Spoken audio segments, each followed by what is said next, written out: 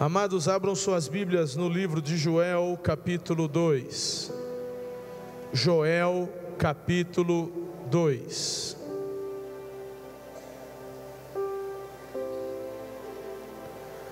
Deixe sua Bíblia aberta. Eu quero falar nesta noite sobre a restauração do povo de Deus. Uma restauração que precisa ocorrer no meu coração, no seu. Uma restauração que precisa acontecer no meio do povo do Senhor. Joel capítulo 2, a partir do versículo 17, diz assim, preste muita atenção, por favor.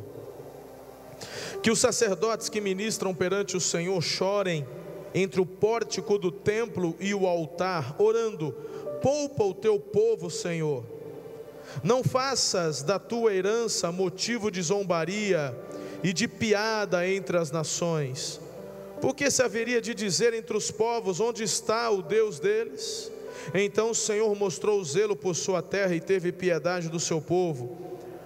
O Senhor respondeu ao seu povo: estou lhes enviando trigo, vinho novo e azeite, o suficiente para satisfazê-los plenamente. Nunca mais farei de vocês motivo de zombaria para as nações. Levarei o invasor que vem do norte para longe de vocês, empurrando para uma terra seca e estéril, a vanguarda para o mar oriental e a retaguarda para o mar ocidental, e a sua podridão subirá, e o seu mau cheiro se espalhará. Ele tem feito coisas grandiosas. Não tenha medo, ó terra, regozije-se e alegre-se. O Senhor tem feito coisas grandiosas. Não tenham medo, animais do campo, pois as pastagens estão ficando verdes, as árvores estão dando seus frutos, a figueira e a videira ficam carregadas. Ó povo de Sião, alegre-se e regozije-se no Senhor, no seu Deus, pois Ele lhe dá as chuvas de outono conforme a sua justiça. Ele lhe envia muitas chuvas. Perdão, queridos.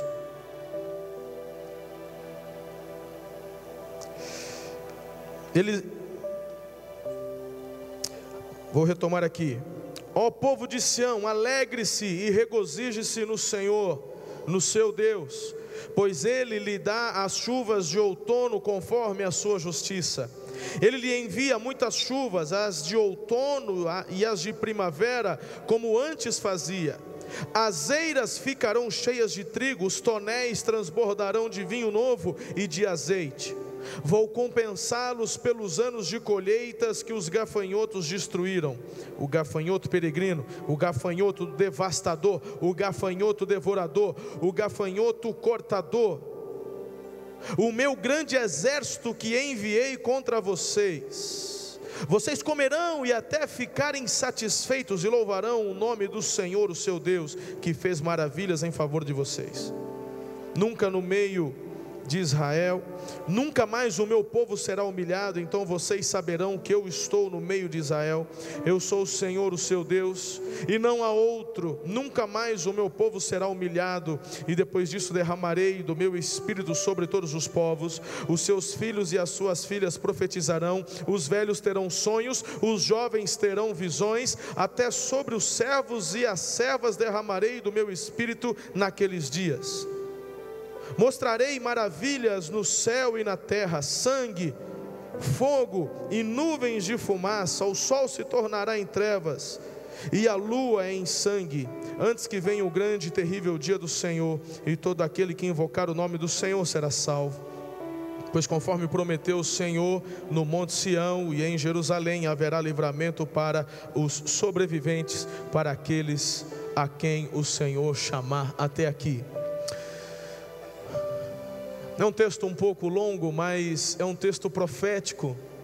É um texto que diz muito aos nossos corações. É um texto que se trata diretamente sobre a sua vida hoje. Pastor, mas isso aqui é um texto que nos leva ao povo de Israel, ao povo de Israel. É um texto que trata diretamente com o povo de Israel. Eu quero mostrar para você que esse texto tem tudo a ver comigo e com você. Eu peço que você deixe a sua Bíblia aberta nesse texto. Quando o povo de Deus, a igreja, se volta para o Senhor e acerta a sua vida com Ele, Deus se compadece de seus filhos. Precisa haver quebrantamento. Se não há quebrantamento num povo, não há restauração. No lugar de fome haverá fartura. No lugar da opressão do inimigo haverá liberdade, libertação. No lugar de tristeza e choro, diante do quebrantamento do povo, diante do Senhor, vai existir alegria. No lugar da seca haverá chuva abundante. Em vez de prejuízo, o nosso Deus é o Deus da restituição, e vai visitar o seu povo diante de um quebrantamento. No lugar da vergonha, o nosso Deus é aquele que proverá dupla honra. No lugar da tristeza, louvor. E em vez de lamento, o teu coração será cheio de gratidão. Queridos, Deus quer restaurar o seu povo. Deus quer restaurar o seu povo. O maior problema da igreja não é a presença do inimigo, é a ausência de Deus. Pastor, mas como é que o senhor fala isso da igreja? Meus irmãos, é triste a realidade, mas entramos muitas vezes em tantas igrejas, e a impressão que temos é que o Senhor está morto. O nosso Deus é imortal, é um atributo que só Ele tem. Mas num povo que se chama pelo nome dEle, o cultua como se Ele estivesse morto. Qual que é o problema? O que é que está acontecendo? E esse é um problema que eu posso ter, este é um pecado que eu posso cometer, e você também, filho.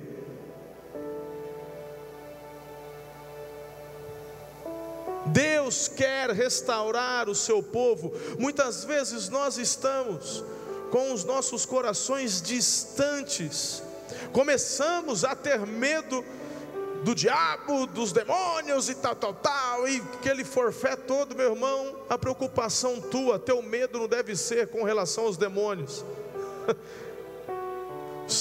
A sua maior preocupação deveria ser a ausência de Deus na sua vida. Porque quando a luz está presente, as trevas são dissipadas. É isso que acontece, e é isso que eu vejo na história do povo de Deus, desde Israel e até o povo que não era povo, mas que se fez povo através da nova aliança no sangue do Cordeiro, Jesus de Nazaré. Nós hoje somos o povo escolhido, o povo eleito de Deus. E há muito povo que Deus ainda quer salvar e resgatar. Por isso estamos nos empenhando cada vez mais e mais. Porque, preste atenção, filho, a igreja não tem autorização para parar. Essa é boa para pôr na revista.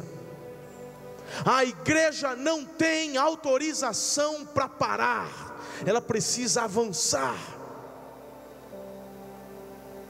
Mas muitas vezes cultuamos o Senhor como se estivéssemos cultuando um Deus morto, e nós cultuamos um Senhor que é vivo.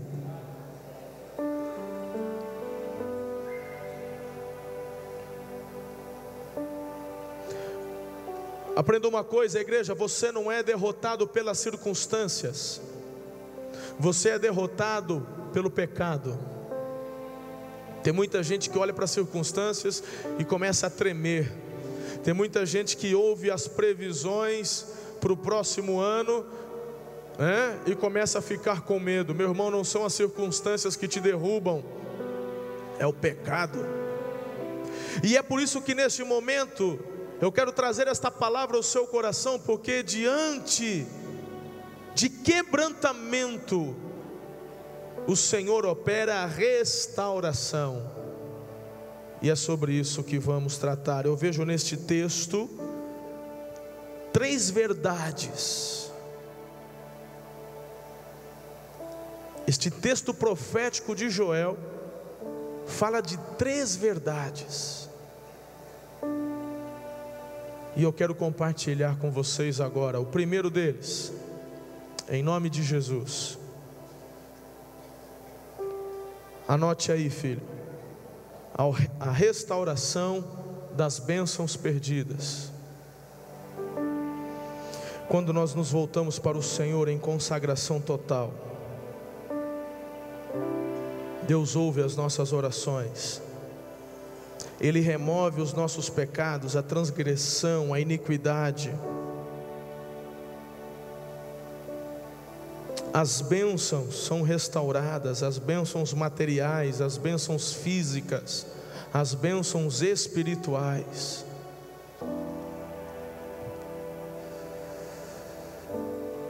E eu quero dizer a você, filho, que este é o propósito do Senhor: restaurar as bênçãos perdidas. E eu quero te dar a razão do porquê Ele quer fazer isso. Porque muitas vezes corremos atrás do Deus das bênçãos, e nada contra você clamar ao Senhor por bênçãos, porque Ele é o Pai de todas as bênçãos. Mas o problema é que estamos focando apenas as bênçãos. Mas eu quero dizer para você, filho, que mediante a restauração da sua vida, do quebrantamento do seu coração diante do Senhor, você sequer precisa se preocupar em pedir, porque Ele é o maior interessado em dar. Ele é o maior interessado em te dar a provisão, cuidar de você, dar aquilo que você necessita. O versículo 19 diz que as bênçãos são restauradas, como eu já li no texto. E há um texto muito lindo em Deuteronômio capítulo 28, versículo 1 e diante, que diz assim, eu quero ler um pedaço para você, porque às vezes estamos tão preocupados em correr, em fazer, em prover, através dos nossos próprios esforços, que nos esquecemos, querido, de onde que vem tudo isso. Olha lá o que diz: e será que se ouvires a voz do Senhor teu Deus, tendo cuidado de guardar todos os seus mandamentos que hoje eu te ordeno, o Senhor teu Deus te exaltará sobre todas as nações da terra, e todas estas bênçãos virão sobre ti e te alcançarão, quando ouvires a voz do Senhor, seu Deus. Isso tudo vai acontecer. Bendito serás na cidade, e bendito serás no campo. Bendito o fruto do teu ventre, e o fruto da tua terra, e o fruto dos teus animais, e as crias das tuas vacas, das tuas ovelhas. Bendito o teu cesto e a tua amassadeira. Bendito serás ao entrares, e bendito serás ao saíres. O Senhor entregará feridos diante de ti os teus inimigos, que se levantarem contra ti. Por um caminho sairão contra ti, mas por 7 caminhos fugirão da tua presença. O Senhor mandará que a bênção esteja contigo nos teus celeiros, e em tudo o que puseres a tua mão, e te abençoará na terra que o Senhor der a você. Meu irmão, e o texto continua, o texto vai até o versículo 18, dizendo como que esse Deus tem interesse em abençoar, cuidar e prover. Em nome de Jesus, eu estou aqui como homem de Deus, como homem de Deus que sou, diante de você para dizer: quebrante o seu coração. Eu estou aqui para dizer a você, querido, que o Senhor quer restaurar a sua vida, e Ele quer restaurar o povo dEle. Ele quer promover um avivamento sem precedentes, e Ele procura corações que sejam dEle, corações quebrantados, corações que se voltem a Ele, corações que sejam totalmente dEle. Toda boa dádiva vem do Pai das luzes, vem do Senhor, querido. O diabo que é um invejoso, o diabo que é um mentiroso, que é um sujo, é o diabo que fica tentando jogar no teu coração de que ele pode dar alguma coisa para você. O diabo é um derrotado, o diabo está com seus dias contados, o futuro dele já foi decretado, assim também como todos os demônios que o servem.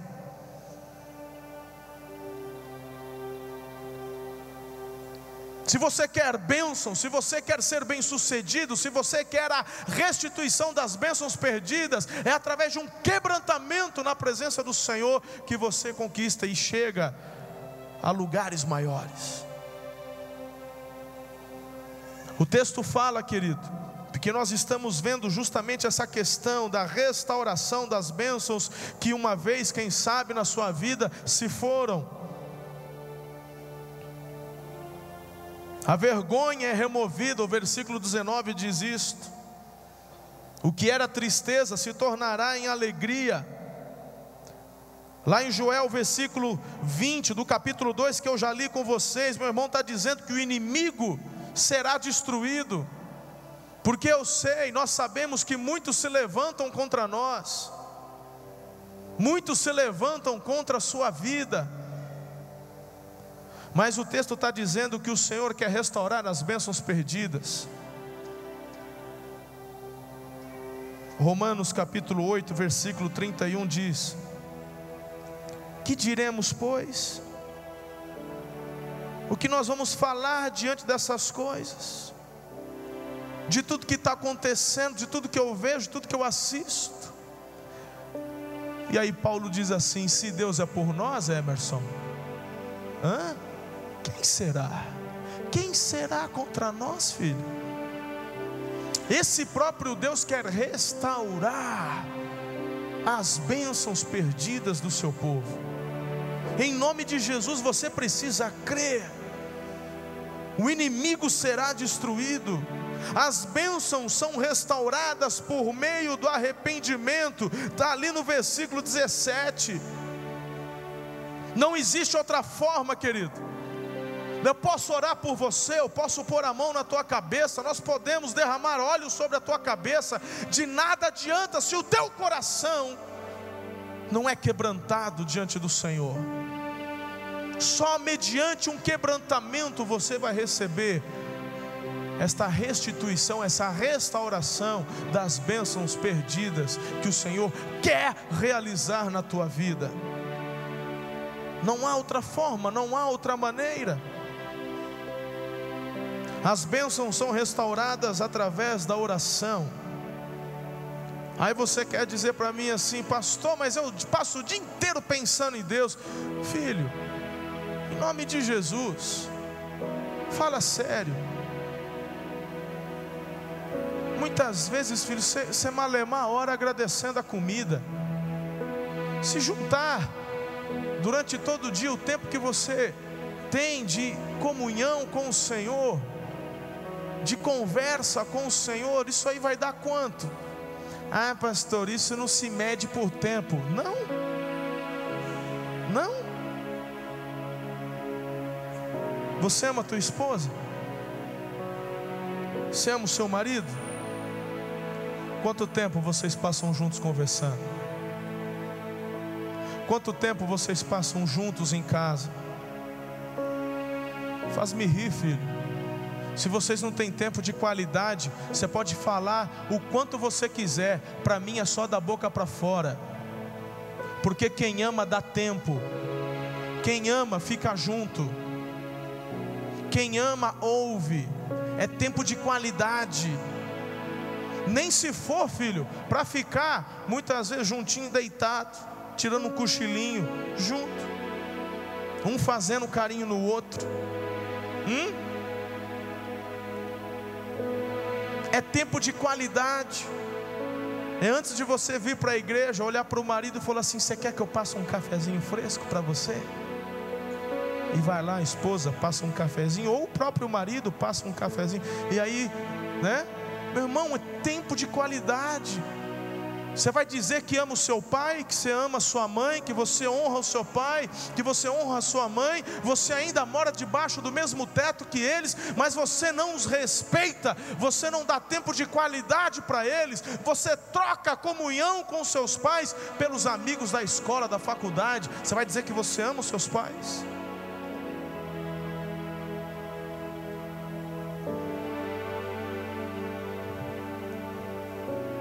Filho, é uma coisa muito simples. Se você diz que ama a Deus, dá tempo para Ele. Dá tempo, Ele te deu 24 horas. 24 horas. Ele quer que você separe um tempo do seu dia para estar na presença dEle. Não é só de domingo não. Até o domingo, que é o dia separado, o dia do descanso, que no Velho Testamento era o sábado, mas que no Novo Testamento nós não guardamos o domingo para salvação como obediência de lei, mas o mesmo princípio permanece. O sétimo dia é o dia santificado, é o dia que o Senhor separou para a glória dEle, é o dia onde o povo tem que se voltar para buscar a presença dEle de uma forma especial. E eu e você temos o privilégio, queridos, de estarmos numa nação que respeita. Nós temos o domingo para o descanso. Nós guardamos o domingo porque é o dia que Jesus ressuscitou. A igreja primitiva guarda o domingo. A gente vê isso na Bíblia. Por isso que não guardamos o sábado e sim o domingo. Mas quantos aqui ainda querem aproveitar o domingo para ganhar dinheiro? Meu irmão, está errado.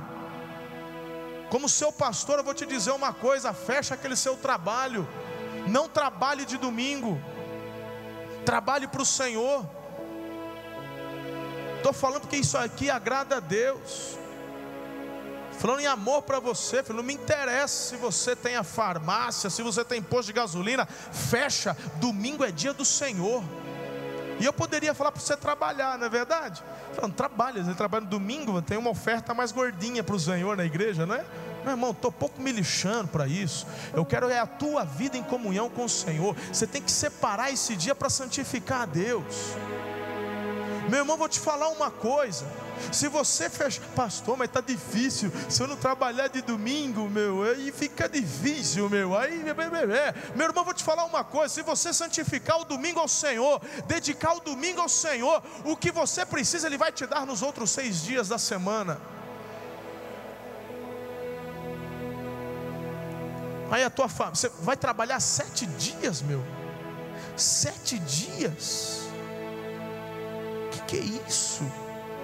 Estamos preocupados mais com as nossas coisas do que com o Senhor das coisas. Deus quer restaurar o seu povo. Perceba, queridos, quantas mensagens Deus tem trazido aos nossos corações, nos conduzindo a um quebrantamento, a um liberar de perdão, para um deixar do fluir da graça do Pai. Veja, perceba, entenda.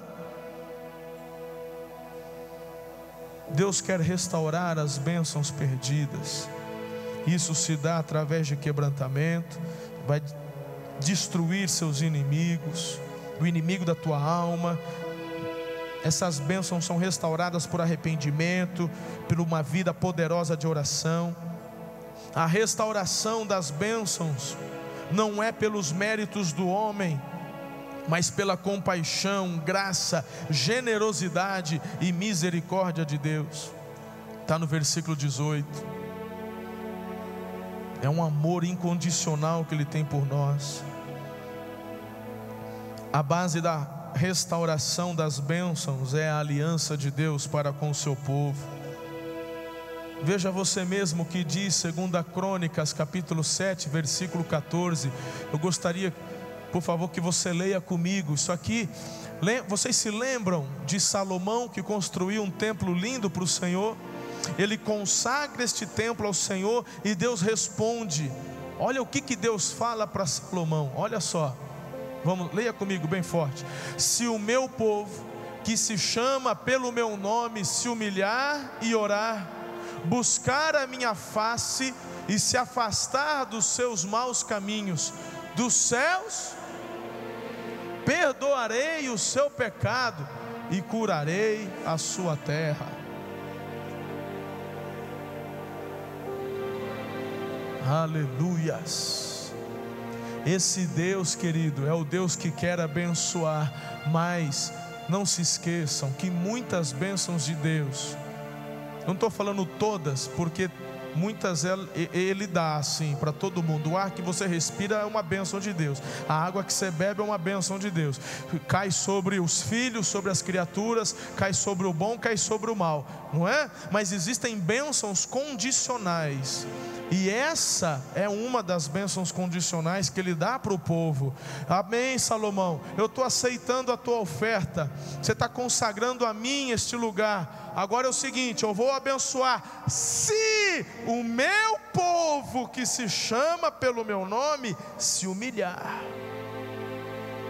e orar e buscar, e meu irmão, desta forma eu ouvirei, sararei. Deus quer restaurar o seu povo. Não adianta nada, meu filho, você receber uma palavra dessa e voltar amanhã para casa e vape na cachaça, vape no cigarro, vape na cerveja.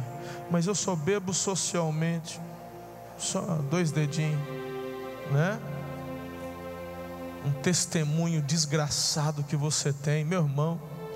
Que é isso? Que Deus é esse que você serve? Aí você quer a bênção de Deus? Você quer a prosperidade de Deus? Você quer que Ele abra as portas para você? A Bíblia fala: se o meu povo se humilhar e orar e buscar. Porque este Deus, meu irmão, não é uma fábrica de bênçãos. Ele é o Pai de todas as bênçãos. Mas Ele abençoa os filhos, assim também como corrige os filhos que Ele ama. Segundo lugar, Deus quer fazer coisas grandes pelo seu povo. Deus quer realizar grandes coisas pelo seu povo. Assim como Ele quer restaurar as bênçãos perdidas, que nós já falamos no próprio texto de Joel, porque esta mensagem é uma mensagem expositiva dentro desta palavra profética do Espírito Santo, através da boca de Joel.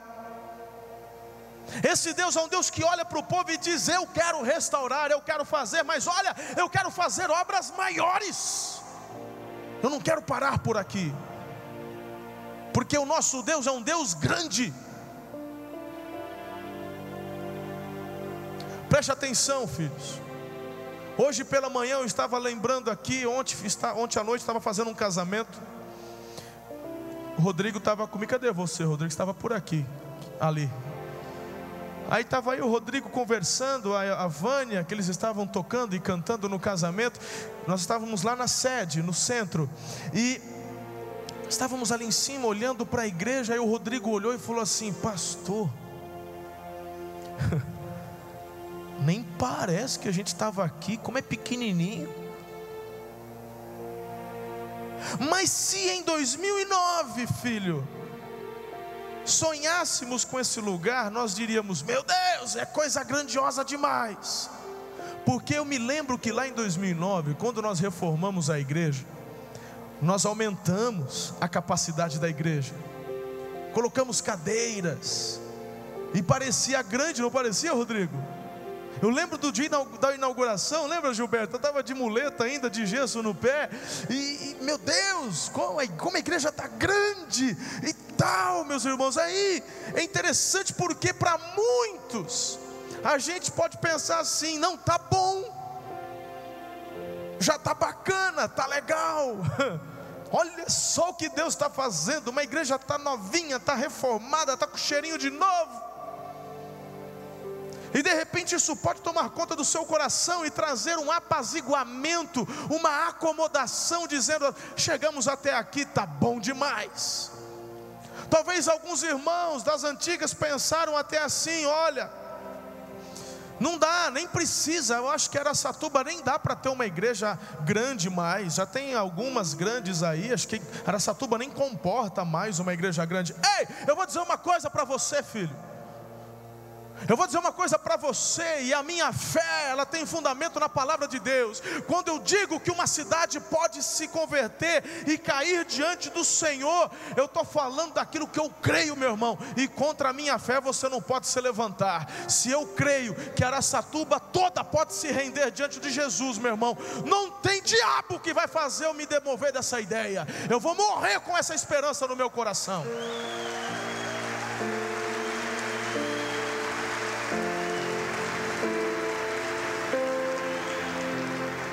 Eu olho para Jonas, um camarada sem vontade, porque ele tinha ódio do povo de Nínive. Ele prega uma mensagem michuruca, irmão. Vai para a palavra de Deus e veja que foi uma mensagem pregada com muita má vontade. Mas acontece que o Espírito Santo trouxe um quebrantamento sobre o povo de Nínive, e a palavra de Deus diz que do maior ao menor todos se quebrantaram. Diz que até os animais foram jogados cinzas diante deles. O rei tirou a sua coroa, tirou a sua capa e se vestiu de saco, em sinal de quebrantamento de um Deus poderoso. Se Nínive, que era a capital, meu irmão, de um império, o império assírio, uma capital de pessoas sanguinárias, como Naum relata para a gente, profeta Naum, meu irmão, eu não vou crer que Araçatuba, Birigui, a nossa região, não pode se render aos pés do Senhor. Eu creio. Se eu tivesse dito lá em 2008 que estaríamos aqui hoje com toda essa multidão linda, mas isso aqui é só o começo, meu irmão, isso aqui é só o cheirinho de uma abundante chuva que Deus quer derramar, vocês diriam assim: pastor, impossível, isso não pode acontecer. Mas aí nós nos voltamos para a palavra de Deus, e é onde eu quero chegar aqui, meu irmão. Por isso que isso não tem a ver com homens, isso tem a ver com o que Deus quer realizar. Ele só quer homens e mulheres que o coração sejam dele. Por isso, meu irmão, Ele pode levantar entre vocês pastoras poderosos que vão fazer obras maiores. Nós não temos autorização para parar. A igreja tem que avançar, a igreja tem que alargar as suas tendas em nome de Jesus. Em nome de Jesus.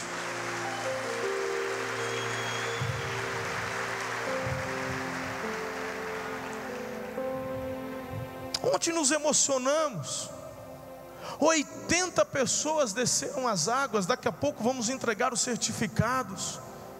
80 pessoas desceram as águas, declarando publicamente Jesus como Senhor e Salvador. Se a igreja tivesse se acovardado e parado, meu irmão, lá onde é a nossa sede, talvez Deus em sua misericórdia levantasse outras igrejas, mas esses irmãos não estariam hoje conosco. Se nós olhássemos para as finanças da igreja e disséssemos assim: não, porque ir lá para o Vivere é jogar dinheiro fora, porque aluguel é jogar dinheiro fora, meu irmão, quantos de vocês não estariam aqui hoje?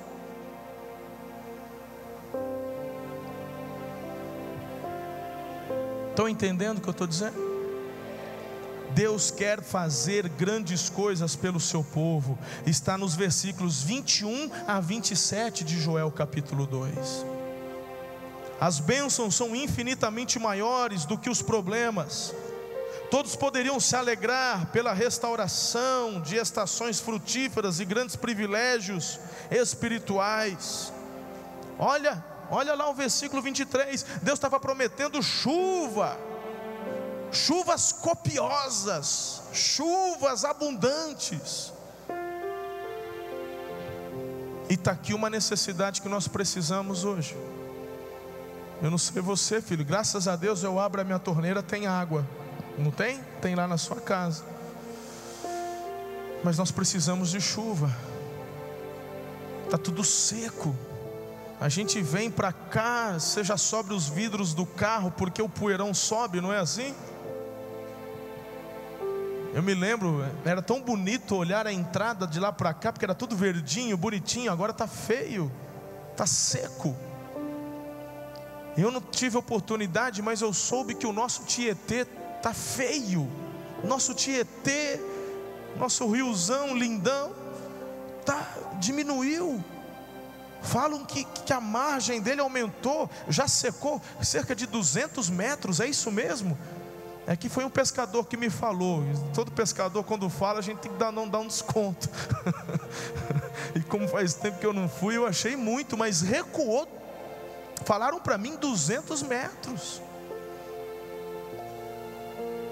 Precisamos de chuva. E muitas vezes Deus usa as questões climáticas para poder corrigir o seu povo. Eu vejo isso na nação de Israel. Deus segura a chuva. Para quê? Porque muitas vezes o povo está tão cheio de si mesmo, o povo está se achando tão bam. Eu faço, eu aconteço. E aí Deus fala: deixa eu só dar uma fechadinha na torneira aqui, só de leve, não vou nem secar de tudo, eu só vou diminuir o fluxo, só vou diminuir. Aí, meu irmão, as águas vão parando e o povo começa. No começo está tudo bem, tudo beleza, tudo sob controle. É igual o governo de São Paulo, né? Do estado de São Paulo, está tudo sob controle, não está faltando água. Os caras estão bebendo água de lama, rapaz. Vai falar que não está com problema? Política é um negócio sério, né? Fala a verdade, misericórdia, não é verdade? É um orgulho. Está caótica a situação lá em São Paulo. São milhões de pessoas. Eu não sei quanto é que está a grande São Paulo, juntando já todo o ABC, mas deve ter já quase 20 milhões de pessoas, é isso? Mais ou menos, uns 15, 20, sei lá, mais ou menos por aí, né? É muita gente para beber água. Está acabando, não chove. E eu creio, filho, eu sinto no meu coração que muitas vezes é Deus se levantando para fazer com que o povo se volte para Ele, para fazer com que o povo busque o Senhor de todo o coração. Eu acredito, se você é como eu, meu irmão, se você é uma pessoa um pouco mais antenada, preocupada não só com o seu umbigo, mas preocupado com todos, você como eu já pediu ao Senhor chuva. Até por São Paulo eu já orei pedindo chuva. E o que é falta para um é desgraça para outros. Lá no Rio Grande do Sul tem milhares de desabrigados porque chove demais. Meu Deus. Quando eu falo que Deus quer restaurar, quer fazer coisas maiores, meu irmão, nós precisamos crer que esse Deus é o mesmo ontem, hoje e o é para todo sempre.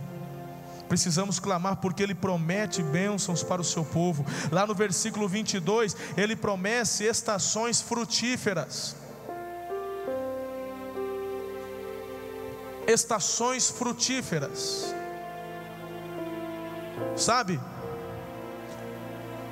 Tudo que nós temos feito, tudo que temos realizado é porque Deus tem levantado homens e mulheres fiéis e generosos. Homens e mulheres que têm prazer de investir no reino. Não tem anjo descendo, trazendo recursos para nós. Não que eu duvide que isso possa acontecer, pode. Se Deus usava até corvo para levar um pãozinho lá para o Elias, um anjinho desceu com uma barra de ouro, não é difícil não. Mas Deus não, até hoje eu não sei, Ele nunca fez isso. Mas também não vou falar que Ele não vai fazer, porque Deus é Deus, Ele faz o que Ele quer, amém? Mas Ele já tem mostrado através da história e na palavra que Ele trabalha de outra forma. Ele trabalha usando a minha vida e a sua. E eu e pastor Gilberto, eu me lembro muito bem que nós sentamos uma vez e começamos a orar, porque olhamos as necessidades da igreja e começamos a olhar para os sonhos espirituais que temos para a vida da igreja e também as necessidades materiais, financeiras da igreja. E eu me lembro que eu e pastor Gilberto começamos a orar: Senhor, não só envie pessoas fiéis e generosas, mas comece a abençoar o nosso povo. Muitas vezes eu estou, filhos, ali na alvorada, andando, orando, e o Senhor vai me trazendo muitos de vocês, e eu vou falando um por um: Senhor, abençoa aquela fábrica daquele irmão, Senhor, aumenta, abençoa, Senhor, traz mesmo a prosperidade do Senhor, que venha estações frutíferas sobre a vida do seu filho. Não me interessa, Senhor, qual é a situação financeira do país, mas sobre a vida do seu filho, traga, Senhor, generosidade, abundância, frutificação. Porque eu vou te falar uma coisa, querido. Se a tua empresa, vamos supor aqui, tem gente aqui que é assalariada e tem gente aqui que tem empresa que rende milhões. Diante do Senhor nós somos todos iguais. Mas se a tua empresa hoje rende 5 milhões mês, você já tem, filho, você já tem o seu estilo de vida.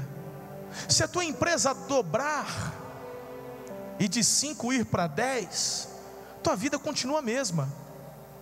Não vai mudar.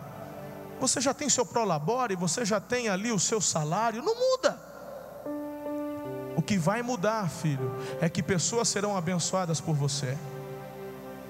O que vai mudar é que a sua empresa vai poder contratar mais pessoas. Isso são vidas que serão abençoadas.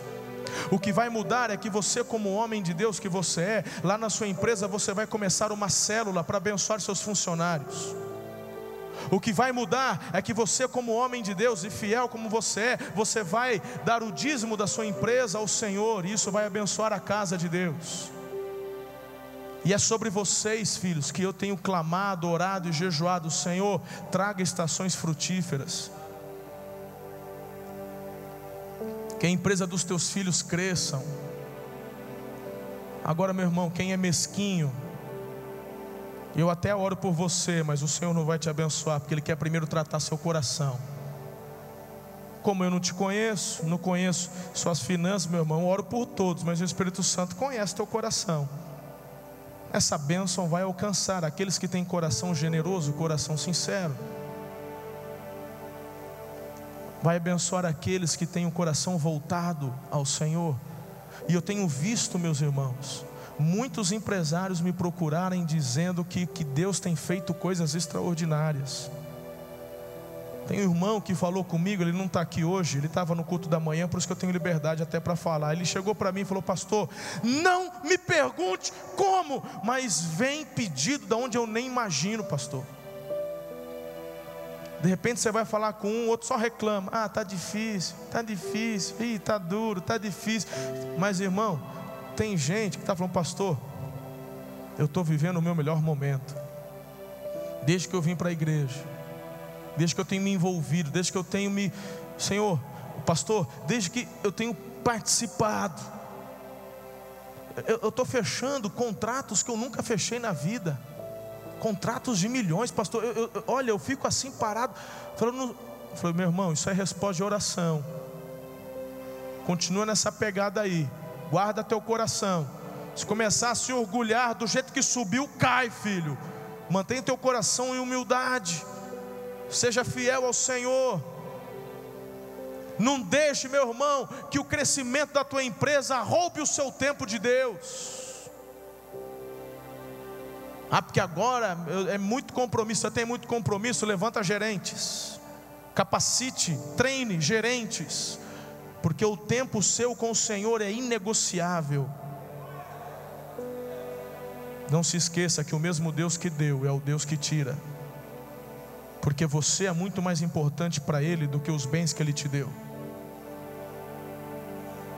Mas esse Deus, Ele promete coisas maiores. E se você tomar posse disso e se comprometer com o Senhor, essa promessa, ela é derramada sobre o teu coração hoje. Ah, pastor, é só para empresário? Não, filha. Você vende Avon? Você é representante da Jequiti? Agora a moda é Jequiti? É? Você vende Natura?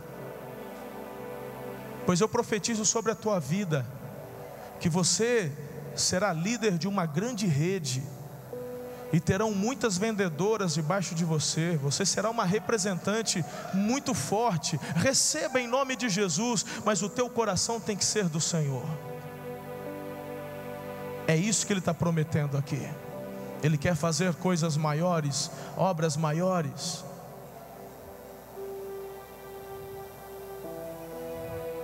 Vocês estão entendendo, filho, que isso aqui não é uma questão de teoria de prosperidade? Vocês estão entendendo bem direitinho que eu estou pregando aqui? Ele promete no versículo 24 e 25, colheitas abundantes. Aquilo que você plantar, você vai colher, querido. Mas para isso tudo acontecer, o que precisa ocorrer no seu coração? Lá na introdução da mensagem, o que tem que acontecer? Quebrantamento. Não existe esse negócio aqui, ó, vem para cá que eu vou botar a mão na tua cabeça, você vai sair daqui rico, pode amanhã já. Meu irmão, não é isso aqui não.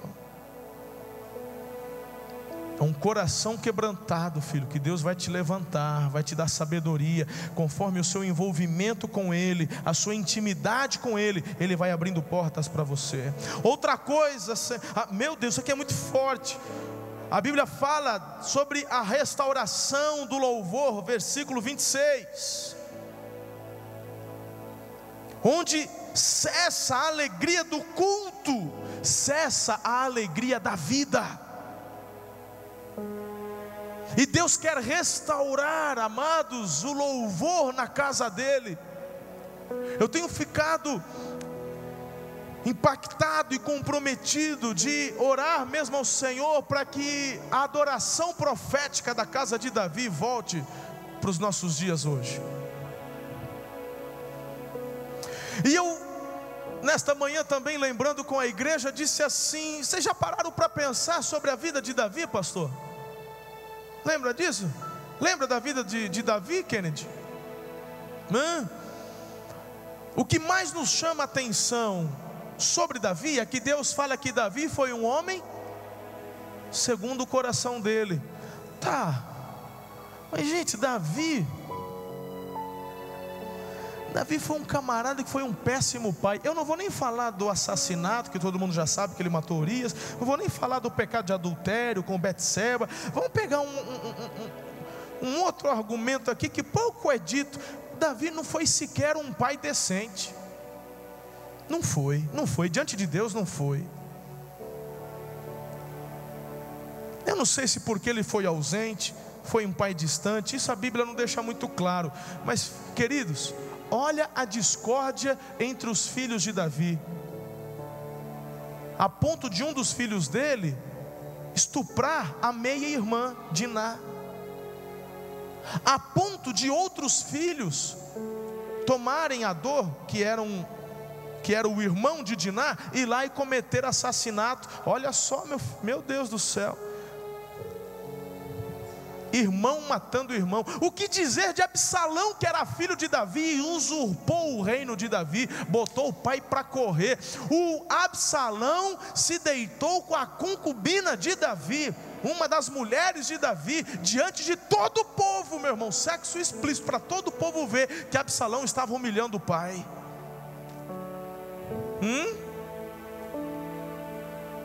Aí a Bíblia fala: Davi foi um homem segundo o meu coração. Aí você fala: agora deu um nó aqui. Sabe por quê? Eu vou te explicar. Isso sirva para mim e para você. Não que isso sirva de base para você pecar, jamais, que a Bíblia nunca faz isso, jamais. A Bíblia é sincera o bastante, meu amado, que é justamente para promover um arrependimento no seu coração, de forma que você não cometa os mesmos erros que eles cometeram. Mas o que chamava a atenção de Deus é que Davi tinha um coração quebrantado. Davi, meu irmão, antes de rei, antes de ser um grande guerreiro, Davi era profeta. E uma das coisas que Davi mais amava fazer era adorar profeticamente o Senhor. Muitos dos salmos que somos abençoados hoje ao ler são canções proféticas de Davi. Davi profetizou acerca de Jesus. Davi profetizou sobre o Messias. Havia adoração profética na casa de Davi. Davi, meu irmão, quando estava na presença do Senhor, ele não se importava com mais nada, ele não ficava preocupado com o tempo do sermão do profeta, ele não ficava preocupado, meu irmão, de voltar para casa logo para poder assistir o Fantástico, ele não ficava preocupado que tem que voltar para casa para dormir, que tem que levantar cedo da manhã. Não, Davi, quando estava na presença do Senhor, nada mais importava para ele, somente o Senhor.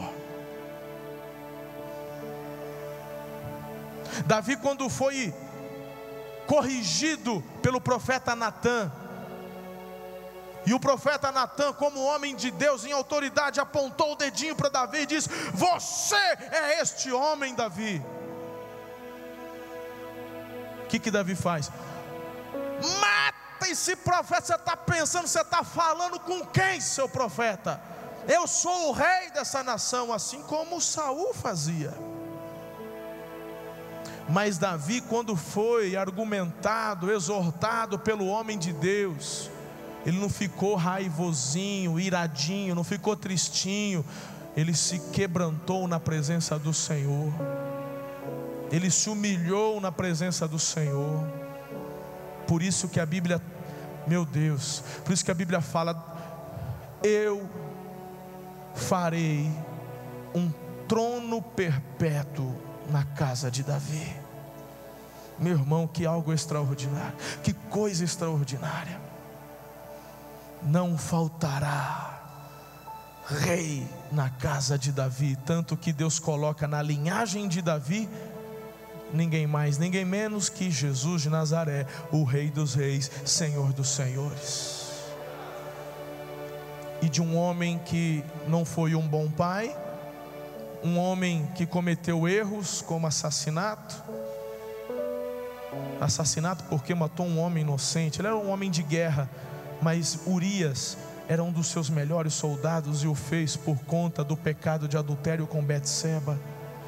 Davi foi um camarada que, por conta do pecado dele, 70 mil homens de guerra foram mortos. Meu Deus!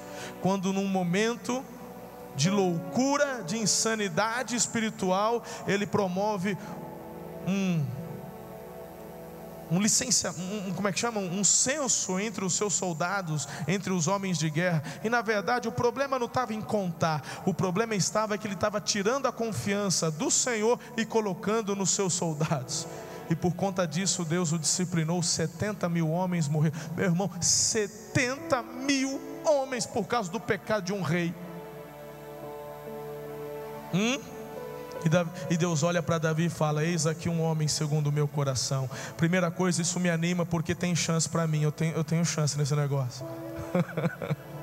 Você tem que olhar para essa história toda e falar: Senhor, Senhor, o Senhor não leva em conta o meu passado, o Senhor leva em conta o meu coração hoje diante da tua presença. Por isso, meu irmão, que hoje seja dia de quebrantamento seu na presença do Altíssimo. Amém?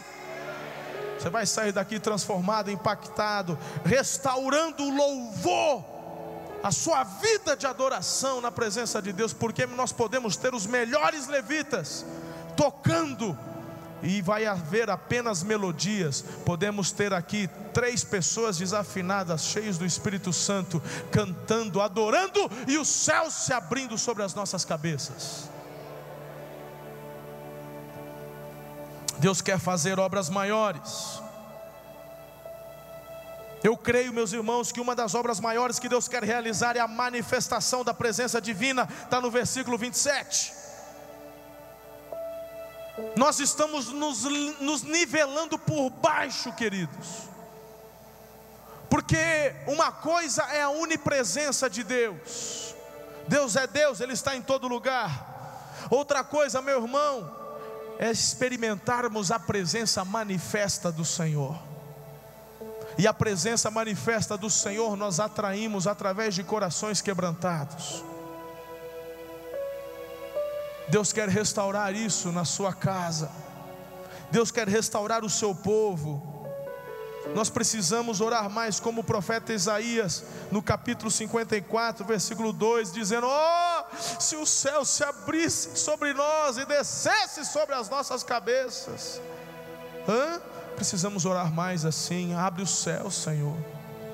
Meu irmão, quando você vem para a casa de Deus, quando nós estamos em família aqui reunidos, quando você vai para a sua célula, meu filho, em nome de Jesus, você tem que chegar lá, sabe, já se preparando durante a tarde, se preparando quando vai para a cela, para o culto, já clamando no carro, ouvindo: Senhor, abre o céu sobre as nossas cabeças, fala comigo, Senhor.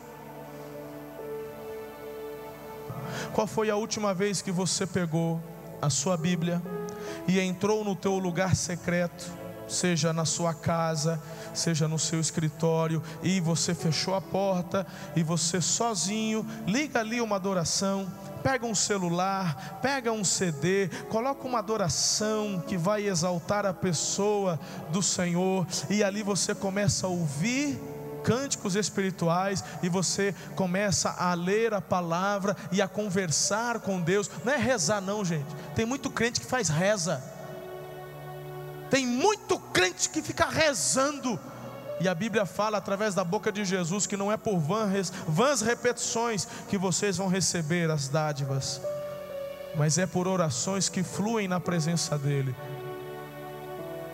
Pega uma cadeira, põe uma cadeira lá no seu quarto e fala: senta aqui, Espírito Santo, eu quero bater um papo contigo hoje. E conversa com Ele. E aí você começa a ler a palavra, começa a conversar com o Espírito Santo, e ali, meu irmão, de repente você começa a chorar porque você sente a presença dEle. Não levanta a mão não, mas qual foi a última vez que você sentiu isso? Meu irmão, se você nunca experimentou isso, eu não quero te julgar, mas a probabilidade de você ser um religioso é muito grande. Talvez você não tenha entendido na essência o que é vida com Deus. Talvez você esteja acostumado com o Evangelho, com a igreja, mas está faltando algo mais. Deus quer restaurar o seu povo. Ele quer ter relacionamento de intimidade com você. De repente você já chega aqui murmurando: ai, porque essas pedras lá riscaram tudo o meu salto 15, que eu não aguento mais minhas panturrilhas, porque eu tenho que vir do carro até aqui andando na ponta do pé.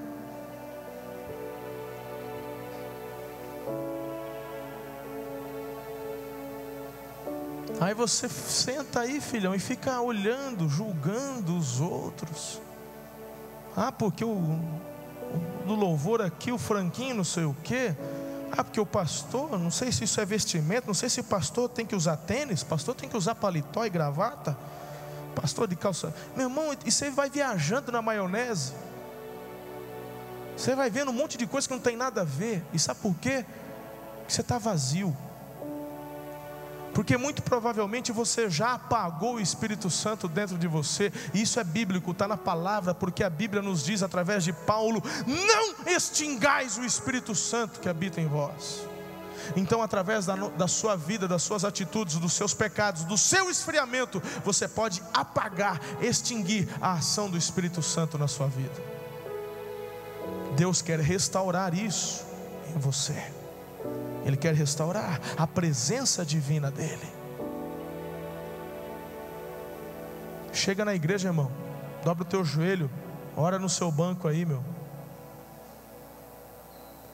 Você já chegou meio nervosinho? Chega, clama ao Senhor, fala: Espírito Santo, tem misericórdia, que eu estou meio nervosinho hoje. Isso não tem nada a ver com o Senhor, se é problema meu, é minha carne. E se isso está acontecendo, é porque em algum lugar, em algum momento eu estou falhando. Me ajuda aí, Senhor, porque eu não saio daqui hoje. Se eu não saio daqui hoje, se o Senhor não me consertar, porque eu saindo daqui do jeito que eu entrei, a minha tendência é só piorar. E Deus diz que Ele quer fazer obras maiores. Ele quer restaurar as bênçãos perdidas, mas Ele quer fazer obras maiores. Quando eu falo que Deus quer fazer obras maiores, meu irmão, isso não diz respeito só em relação à igreja. Porque quando a igreja larga as tendas, na verdade é um efeito natural do que Ele já está fazendo no coração de cada um de nós. A primeira restauração funciona aqui, ó. Ontem, pastor Danilo da PIB de Marília estava pregando para os jovens. Pastor Danilo se converteu com 20 anos, alcoólatra, gostava de racha, vivia perigosamente, muitos de seus amigos já morreram. se converteu com 20 anos. Pastor Claudinei jejuou 40 dias pela vida dele. Resumindo a ópera, Danilo era mecânico junto com o pai dele, é isso mesmo, né? É? Começou uma célula, a coisa não ia para frente. Quase 3 meses.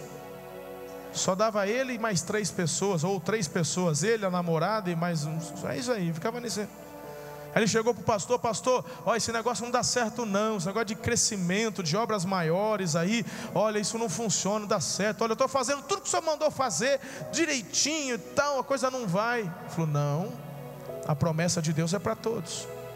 Aí ele buscou o amado Espírito Santo, começou a orar, e o Espírito Santo disse para ele: você está rezando, você não está orando.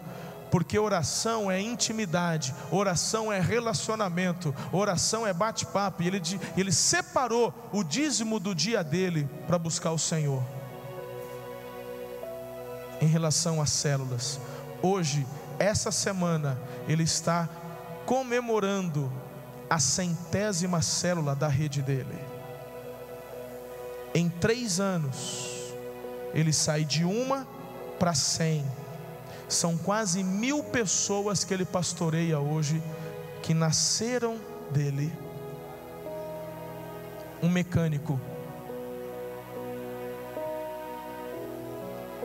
Meu irmão, vou te falar uma coisa: Deus não tem filhos prediletos. Ele só quer filhos que coloquem o coração nas mãos dele. Isso pode acontecer na tua vida. E a minha palavra profética, que isso se cumpra no teu coração em nome de Jesus. Mas você tem que querer. Deus quer restaurar a alegria. Deus quer libertar você da vergonha. A alegria está lá no versículo 23. Ele quer restaurar a alegria. A vergonha está no versículo 27. Seus inimigos, aqueles que te atacam, voltarão envergonhados, derrotados. Não é você que vai lutar, é Jesus quem luta por você, filho. Que vida é essa que não tem alegria? Que vida é essa que não tem contentamento? Você está esperando ganhar dinheiro para ser alegre, meu irmão? Que alegria é essa que depende de dinheiro? Sai para lá, rapaz. Tua alegria tem que ser o Senhor. A alegria do Senhor é a nossa força. Tua alegria tem que estar, meu irmão, na igreja crescendo, quando o inferno está recuando e o reino de Jesus está avançando. Você tem que se alegrar quando o irmão chega aqui na frente e diz: olha, Deus me abençoou, eu fui curado. Ou quando o irmãozinho chega aqui e fala: Deus me abençoou, me deu uma casa nova. Quando muitas vezes acontece lá na célula. Aí, meu irmão, quem tem coração invejoso, quem não está cheio do Espírito Santo, ouve um negócio desse e fica lá dentro do íntimo assim, ó. É, Deus, só para ele, né? Para mim nada. Ele já ganhou casa, isso, aquilo, e eu nada. Meu irmão, enquanto você tiver essa atitude, é aí que Deus não te dá mesmo. Você tem que se tratar espiritualmente. Você tem que se alegrar com os que se alegram, chorar com os que choram. E tudo isso é profecia de Joel para as nossas vidas. Em último lugar, querido, essa é a parte que eu mais gosto. Esta restauração acontece pelo derramamento do Espírito Santo. Veja a profecia, querido, que diz não acerca do povo de Israel, mas onde nós estamos também inseridos. E depois disso, derramarei do meu Espírito sobre todos os povos. Olha aqui Deus abrindo o leque, colocando Araçatuba no alvo do derramar do Espírito Santo. Aleluia. Nesse momento Deus está profetizando sobre a minha vida: derramarei do meu Espírito sobre toda a carne. Aleluia. Eu quero dizer algo a você. O derramamento do Espírito Santo acontece depois que o povo de Deus se arrepende dos seus pecados e se volta para Ele. Quebrantamento, busca. O derramamento do Espírito Santo é uma promessa sublime de Deus. O derramamento do Espírito Santo é uma promessa segura de Deus. O derramamento do Espírito Santo é uma promessa abundante da parte de Deus. Está tudo no texto aí, querido, é só você olhar. um derramamento sobre toda a carne. Lá em Isaías 44, versículo 3 diz assim: pois derramarei água na terra sedenta e torrentes na terra seca, derramarei meu espírito sobre sua prole e minha bênção sobre seus descendentes. Em João 7:37 diz assim: no último e mais importante dia da festa, Jesus levantou-se e disse em alta voz: se alguém tem sede, venha a mim e beba. Quem crer em mim, como diz a Escritura, do seu interior fluirão rios de água viva. Amado, preste atenção, porque é com essa aplicação que eu quero encerrar a meditação desta noite. E eu quero que você saia daqui, meu irmão, com um desejo ardente no seu coração de buscar mais deste Deus, porque eu creio num derramar sem precedentes, eu creio num derramar sobrenatural sobre toda a carne. Eu creio, meus irmãos, é claro que esta promessa já se cumpriu, o Espírito Santo tem sido derramado sobre o mundo todo, mas eu creio ainda, meus irmãos, em um avivamento sem precedentes. Eu creio em algo muito grande que o Senhor ainda vai operar. E eu gosto de alimentar o meu coração, que eu estou envolvido nesse negócio de alguma forma, que a minha nação brasileira, que o povo desta nação é o povo que Deus vai levantar para um avivamento poderoso que vai impactar todas as nações. Eu creio que Jesus está às portas para voltar e buscar a sua igreja preciosa. Eu creio. Por isso que Ele quer restaurar o seu povo. Lá em João capítulo 20, Jesus já ressuscitado, Ele olha para os seus discípulos e diz: recebam o amado Espírito Santo. Aí eu pergunto, eles receberam ou não? Sim. Que manda quem pode, obedece quem tem juízo. Se Jesus falou que recebeu, recebeu e ponto final. O que aconteceu? Falaram em línguas, profetizaram, tiveram experiências sobrenaturais? Aconteceu alguma coisa? João capítulo 20, está lá, sim ou não? Não aconteceu nada. Eles receberam o selo do Espírito Santo. Efésios capítulo 1, versículo 13. Depois que crestes no evangelho da vossa salvação, e tendo nele crido, fostes selados pelo Espírito Santo, ou com o Espírito Santo da promessa, o qual é o penhor da vossa herança. Então todo aquele que crê em Jesus recebe o selo do Espírito Santo. Só que aqui a profecia de Joel é um derramamento sobrenatural. Deus não está falando simplesmente de um selo, Deus está falando de um derramamento sobrenatural. E Jesus então, antes de voltar, de subir aos céus, Ele diz aos seus discípulos: vão até Jerusalém e esperem, busque até que do alto vocês recebam este derramar sobrenatural. Então, meus irmãos, se você pegar o dia da ressurreição e colocar com o dia de Pentecostes, fazendo a conta, eles estavam há 10 dias pelo menos em algum lugar orando e clamando por este derramamento. Porque, como nós já vimos hoje aqui, se você quer viver o mais de Deus, isso se dá através de uma vida de oração. É o teu coração quebrantado que se move. Uma coisa extraordinária que nós nos esquecemos, e que é que a oração move o coração de Deus. E esse coração de Deus, meu irmão, pertence às mãos que regem o universo. Aleluia.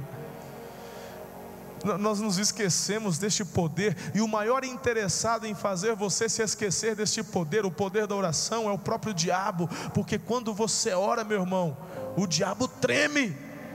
Quando você ora, o diabo tem que dar no pé, os demônios tremem. Então ele quer parar a tua vida poderosa de oração. Mas estes homens, eles estavam reunidos, os discípulos, as mulheres reunidas, e depois de 10 dias orando, aconteceu um derramamento sobrenatural, como a gente lê, né, em Atos capítulo 2. E então vem o Espírito Santo, eles são cheios, eles falam em línguas, eles começam a profetizar, e os dons do Espírito Santo começam a ser repartidos entre eles. Uma das regras áureas da hermenêutica é que a Bíblia interpreta a própria Bíblia. E aqui Pedro, como líder dos apóstolos, se levanta e diz: amados, neste dia se cumpre a profecia de Joel. Então, meus irmãos, Quando a gente se volta para essa profecia, eu tenho que prestar atenção em alguns detalhes que são tão importantes. O detalhe de que esta promessa não foi só para os apóstolos, mas sobre toda a carne. Toda a carne. Você não só pode, mas você deve ser cheio do Espírito Santo. Efésios 3:20 diz: aquele que é capaz de fazer infinitamente mais do que pedimos, sobre tudo que pedimos ou pensamos, de acordo com o seu poder que atua em nós. Atos 2:39, pois a promessa é para vocês, é para os seus filhos, é para todos os que estão longe, todos quantos o Senhor nosso Deus chamar. Aleluia, eu estou nesse negócio. Eu estou nesse negócio, irmão, até o fim. Eu quero mergulhar no Espírito, eu quero ser levado pelo rio de Deus. Você precisa desejar ardentemente isso também na sua vida. Você precisa se esvaziar do seu eu, da sua carne, e deixar que o Espírito Santo te leve, te conduza a águas mais profundas. Olha que extraordinário. A restauração do povo de Deus se dá pelo derramamento sobrenatural do Espírito Santo. E esse derramamento quebra o preconceito racial, porque o texto diz: derramarei sobre toda a carne. Acaba com esse negócio de queridinho. Não, esse é o povo, é só Israel. Acabou, meu irmão, é sobre toda a carne. É sobre toda a carne. O derramamento sobrenatural do Espírito Santo quebra o preconceito sexual, no sentido de que homens e mulheres agora são importantes, são um diante de Deus. Deus quebra através do derramamento do Espírito esse preconceito de que homem é melhor que mulher. Não existe isso. Deus nunca aprovou isso. Há funções diferentes entre homens e mulheres dentro da família que foi instituída por Deus, onde Deus coloca o homem como líder, levanta a mulher como administradora, como lemos da mulher virtuosa lá em Provérbios. Mas aqui o texto diz que homens e mulheres, filhos e filhas profetizarão. Aleluia. E temos até hoje homens fechados, pastores achando que mulher não pode ser pastora. Meu irmão, o derramamento sobrenatural do Espírito Santo,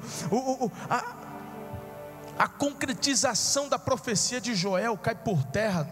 Essas falácias, esses preconceitos. Através do derramamento do Espírito Santo acontece a quebra do preconceito etário. Eu venho de uma época, irmãos, dentro da igreja, onde só os mais velhos é que podiam falar, decidir e mandar. Jovem era deixado de escanteio, jovem não sabe de nada. Jovem, meu irmão, era deixado, né? E aqui o Senhor vem e fala: no derramamento do Espírito, os velhos terão sonhos, mas os jovens terão visão. Porque através do derramamento do Espírito há uma unção de unidade, filho. Nós temos uma obra maior em comum para trabalharmos. Não há lugar para o que eu quero, para o que você quer. Só há lugar para aquilo que Deus quer. Eu vejo aqui também no derramamento do Espírito a quebra do preconceito social. Porque no versículo 29 fala que servos e servas também serão usados, receberão. Então, meu irmão, no povo de Deus não tem quem é patrão, quem é empregado. Somos todos iguais diante do Senhor. Não me interessa se você ganha milhões, não me interessa se você vende latinha, meu irmão. Todos somos iguais perante o Senhor. Que o Espírito Santo vem para acabar com toda essa palhaçada dentro da igreja. Mas quando o Espírito Santo é deixado de lado, quando o Espírito Santo não é buscado, quando nós apagamos a ação do Espírito Santo, tudo isso volta à tona de novo. O preconceito, o orgulho, o desprezo. Aí você vai vendo, filhão. Aí você consegue analisar, no contexto onde você está, quem é que está agindo, se é o homem ou se é o Espírito Santo. O derramamento do Espírito Santo aponta para o julgamento das nações, versículo 30 e 31. O derramamento do Espírito Santo é para que a igreja leve a mensagem de salvação a todos os povos, como nós acabamos de ler ali no versículo 32. A todos todos quanto Deus chamar, e Ele continua chamando.